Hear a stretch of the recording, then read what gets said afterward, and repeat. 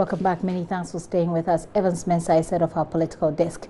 He's joined me in the studio with some clarification on that story that we've been reporting on since morning. Evans, you're welcome. It's been a while since we had you on the show. Yeah, absolutely. Good to be here. Now, let's talk about the defense minister has been reacting to the story that we've been playing since morning. He's saying that the report is misleading. It's misleading in the sense that, according to him, the U.S. military does not intend to establish any military base in this country. Let's try and address the issue or the ambiguity of the use of base as opposed to military base. So it's a fact that in the statement that there was the contracts that we've seen, the use of the phrase military base is nowhere to be found in the documents that we have. There's no use of that composite phrase military base, and from what has been suggested, it's a technical term that the military guys will use to describe a base. In fact, in one of the definitions I've seen, they call it an FOB, which is a forward operating base. So, for example, you use that base to launch attacks, etc., but also to keep materials, etc. Base is a whole military base where you have your troops, your weapons, your military accoutrements all stored. That phrase isn't in the document. What you find in the document is unrestricted access to facilities. So, for example, it talks about the United States forces may undertake the following types of activities in Ghana: training, transit, support related activities, refueling of aircraft, landing and recovery of aircraft, accommodation of personnel, communications, staging and deploying of forces and material, exercises, humanitarian and disaster relief, and other activities as mutually agreed. All you could say is that, yes, Ghana is going to be a base for staging and deploying of forces because it's there. But as to the combination of those two as military base, it isn't in the contract that Ghana signed with them. And so, yes, it's just a fact. It's not in it. What you find there is but that's looking at the words. Yeah. That's looking at the words and what they represent in this agreement. Yeah. But if you look beyond the words, which of course every journalist is expected to do, you look at pieces of other words that when you put together, or pieces of intent in the documents that when you put together, that's culminating to something quite similar, doesn't it? Yes, the word similar is apt, but I guess is the phraseology.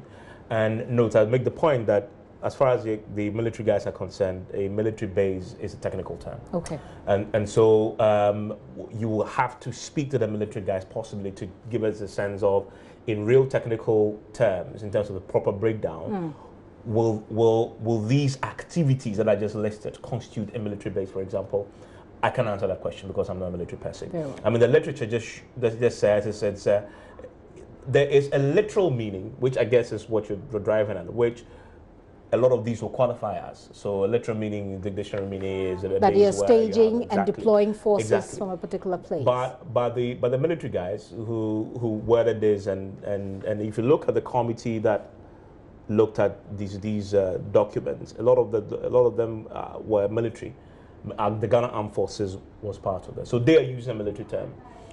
But listen, the point is, we should not reduce this to whether it's a military base or it's not a military base. As I've said, the use of the phrase military base is not in the contract.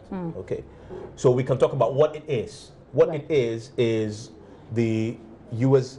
We've agreed as a country to grant them unrestricted access. Well, that's pending parliamentary to Ghana, approval, of course. Right? I mean, cabinet has approved it, but to ratification is parliament's to do.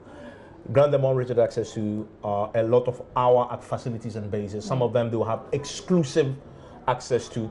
Others they will not. Will share. That fundamentally is where I guess the criticism had come in, because if you look at the range of access we are giving them, it's not only landed access in terms of access to the Kotoka International Airport, because I've heard the defense minister say that they're just simply going to use the airport for fueling, etc. But it also includes access to the sea. I mean, our territorial waters, access to radio spectrum. Yeah, radio spectrum, in every aspect of the military, the Navy, the Army, sea, air, land, will be covered under this agreement.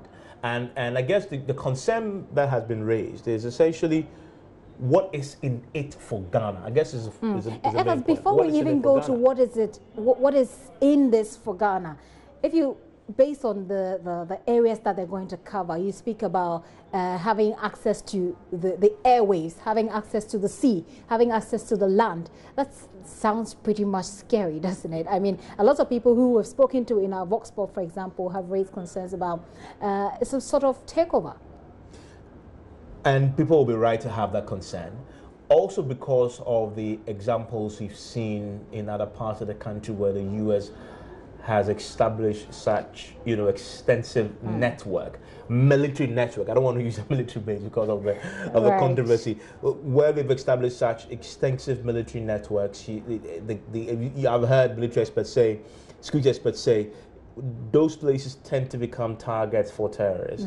I mean, a case in point, and one time in Africa, Kenya was such an important player as far as the U.S. is concerned in terms of its geopolitical influence and sphere.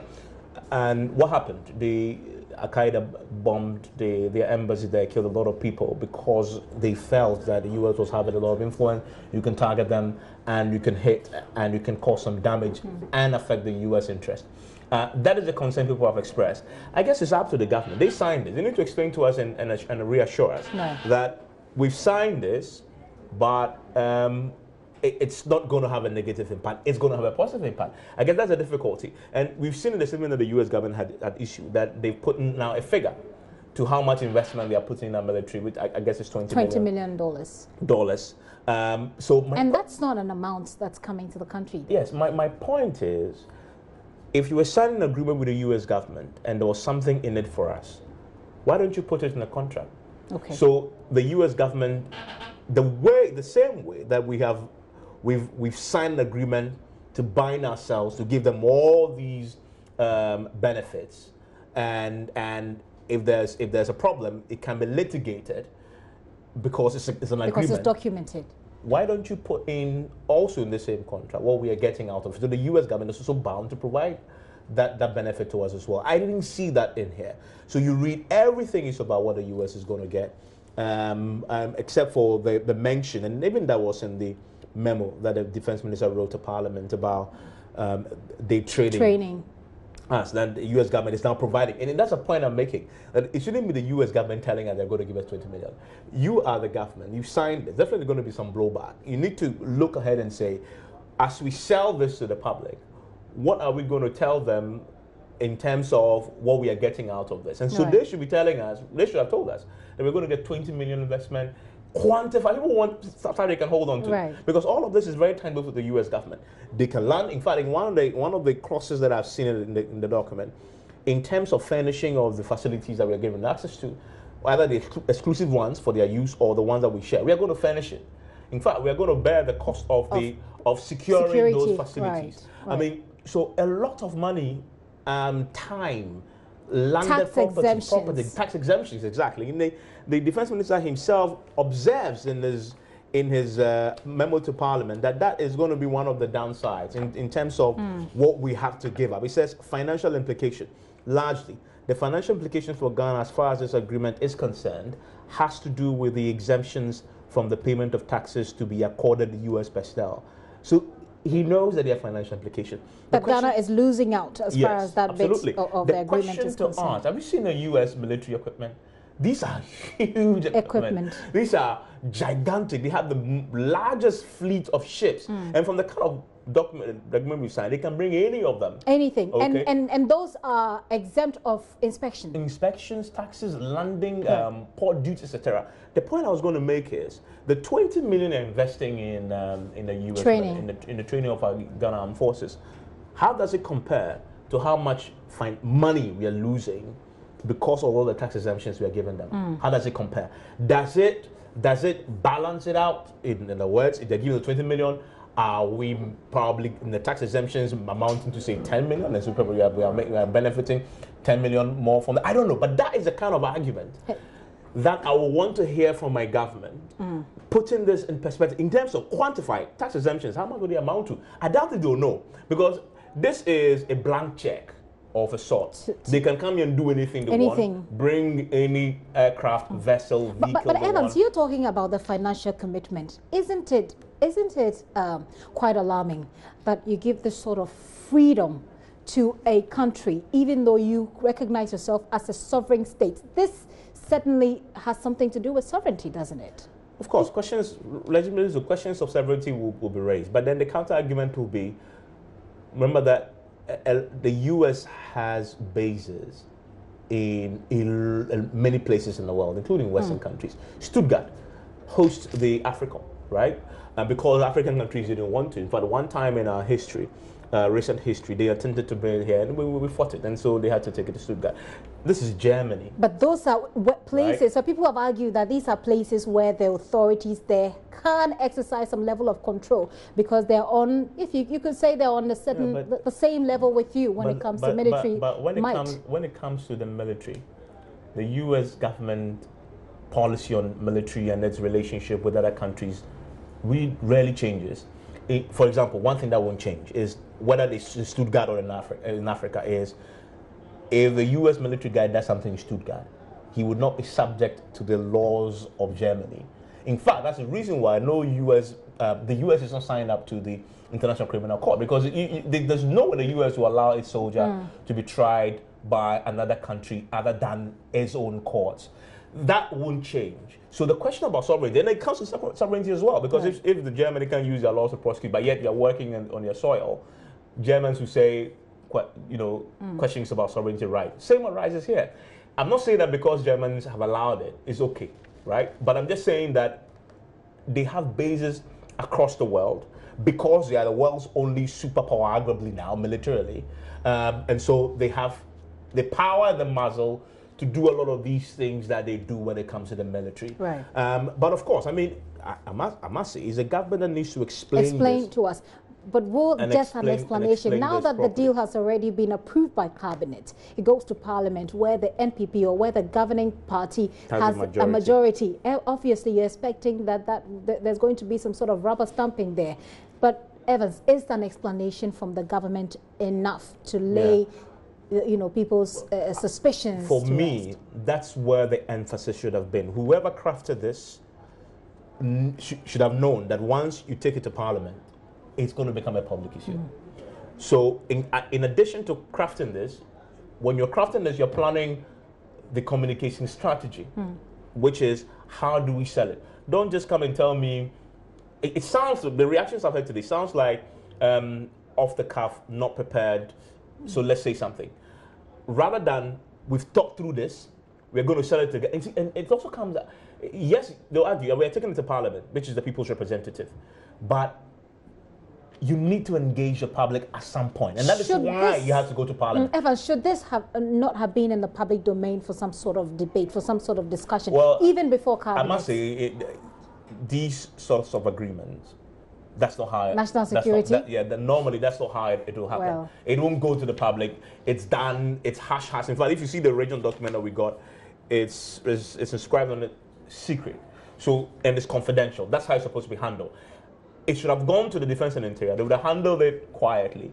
But once it comes to the plenary, we'll get to know and the consensus will come. That's what I'm saying.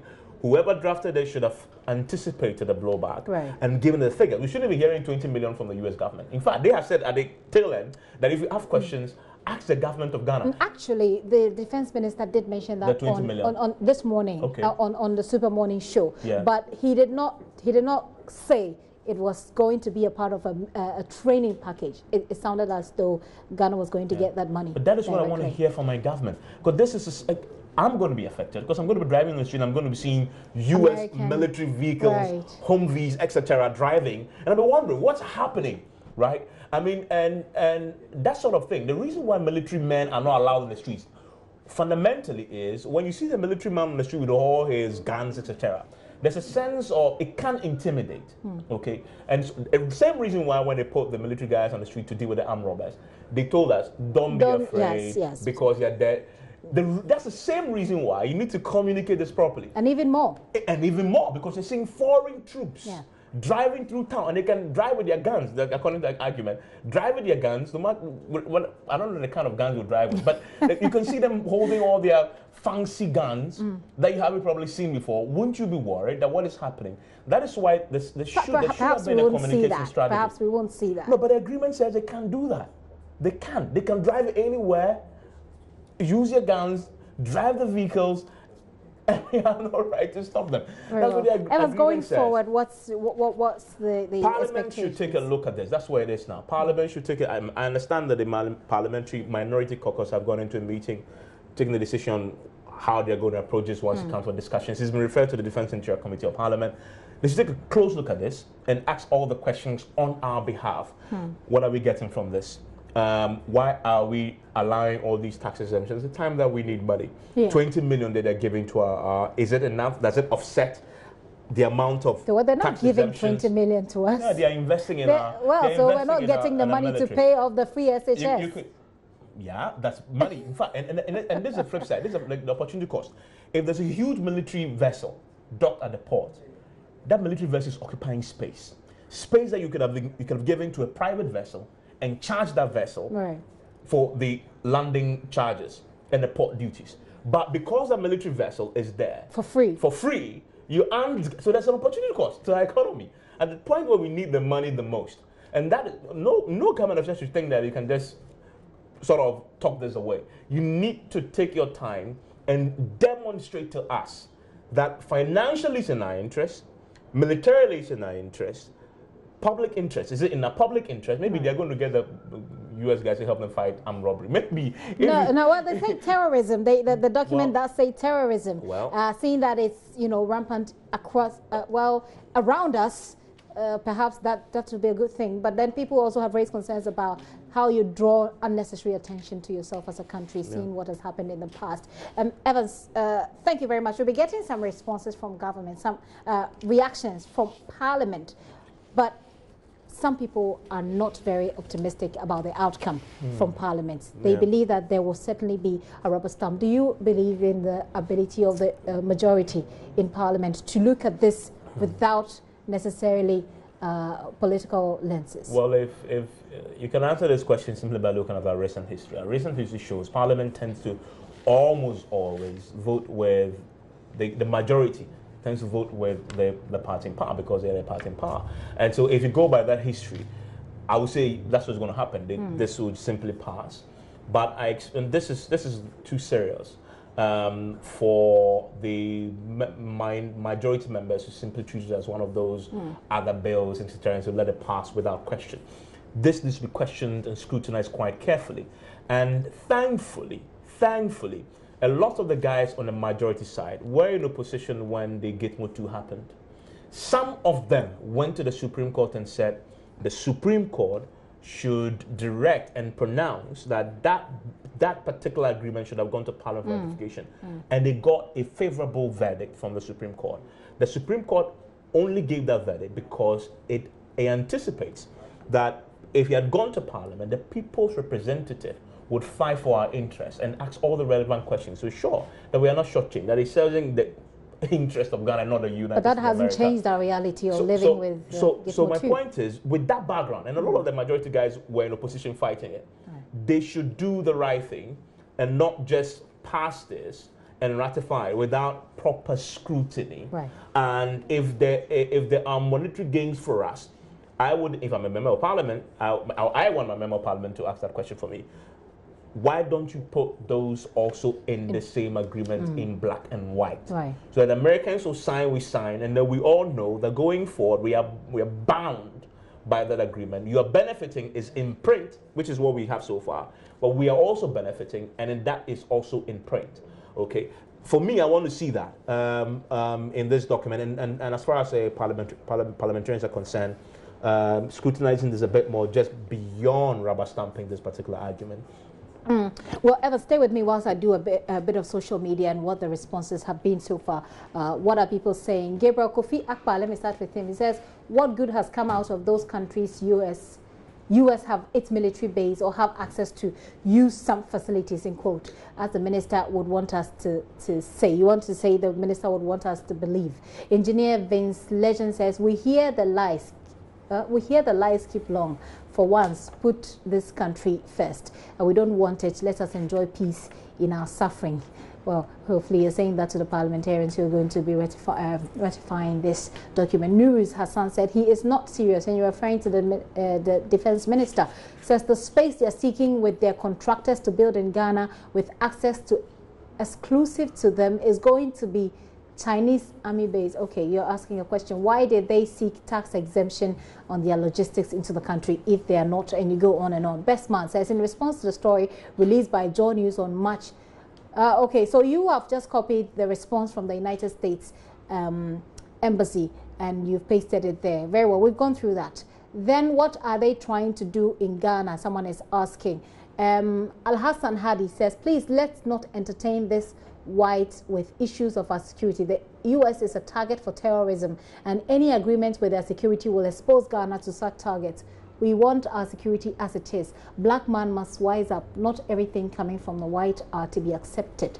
We trust these people too much, but we never trust our own. And then you go on to talk about the Gitmo too, and you say, yet we're still pushing. These are leaders. Okay, so you just go on and on. Let me take the very final one. Inketia said, if I may ask, Donald Trump said Africa is, okay, you say, you've even written shift hole. Well, that's not bad for a word I don't want to pronounce. So you say, why do they then want a military base? Well, for purposes of clarity, the United States Embassy here in Ghana say they're not seeking to establish any military base here, and you've heard an explanation from Evans. Evans, finally, I don't know if you have any quick reaction to the military, U.S. Embassy's response. Well, so the U.S. Embassy's response was anticipated, okay, because a military base would have been a much bigger, I guess, a much bigger thing to talk about, because it shows that the U.S. is going to be here for long.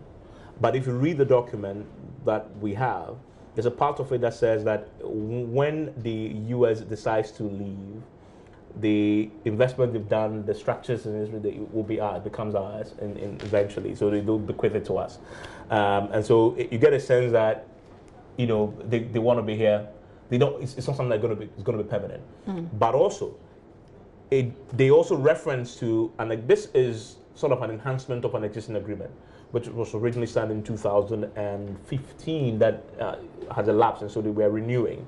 I would love to see the terms of the first one. Yeah. Then you can make a comparison and see whether we've enhanced it significantly. Because I don't remember us having such a discussion. Maybe it didn't emerge. It never came out. It never came out as this one. And we had the defense minister say in Parliament today that, well, this is something that has been signed over and over again. I just decided to bring it to Parliament. That's what he said. Which is the right thing to do. And we must applaud them for deciding to put this before our representatives. In fact, they had no option. But Evans, the argument will be that it's been to Parliament way too late, well, especially when, like we said, the MPP has the majority in Parliament, and it has already received cabinet approval at the time we're getting to know. That's what normally happens. So every bill will get cabinet approval before it goes to Parliament. So that's a procedure. That's a process. So cabinet will approve, then it goes to cabinet, and the cabinet will approve, then it goes to Parliament. Which is why even getting to know what happened previously won't change much. But that's the thing. But I guess the difference is, and we need to clarify this. I'm not saying that's a fact.